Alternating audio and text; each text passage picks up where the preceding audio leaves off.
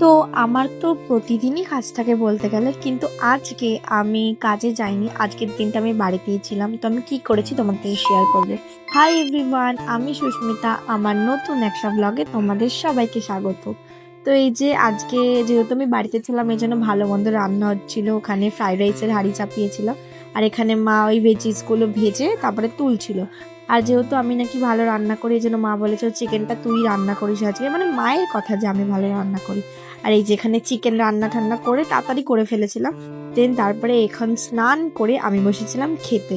আর seriously বলছি, চিকেনটা ভীষণ সুন্দর হয়েছিল। আমি আর কি করেছি বলে এমন না যে ভালো হয়েছিল। তো যাই হোক, তারপরে আবার বিকালবেলা আমি বেরিয়ে পড়েছিলাম একটু ঘুরতে। আর এই তো আমি এখন যাচ্ছি সাইকেলের পিছনে চেপে। আর এটা না আমাদের ওই পোড়ামাতলায় ফুলের মার্কেটগুলো এত সুন্দর লাগছিল, এই জন্য আমি ক্লিপটা নিয়েছিলাম। আর এটা হচ্ছে ওই যে পোড়ামাতলার মোড়টা। তো যাই হোক, তারপরে এই ঘাটে চলে এসেছিলাম, রানীঘাটে। আমি যদিও খুব একটা আসি না। আর আমরা অপেক্ষা করছিলাম সন্ধ্যা আরতির জন্য, কারণ এখানে ভীষণ সুন্দরভাবে সন্ধ্যা আরতি হয়। ওই যে ওইদিকে ঠাকুরমশাই প্রিপারেশন নিচ্ছে, আর এইদিকে আমরা গেম খেলে নিয়েছিলাম ততক্ষণে। আর এই যে তারপরে অনেক ফটো তুলেছিলাম ওগুলো। আর তারপরে এই যে সন্ধ্যা আরতি দেখে আমরা দেন ওই পাশেই একটা ক্যাফে মতো ছিল, ওখানে গেছিলাম। যেহেতু গরম পড়েছিল জন্য ফার্স্টে গিয়ে ওখানে একটা থামস আপ নিয়ে নিয়েছিলাম। আর তারপরে আমরা আরও কিছু খাওয়া দাওয়া করেছিলাম, সেগুলো ক্লিপ নেওয়া হয়নি।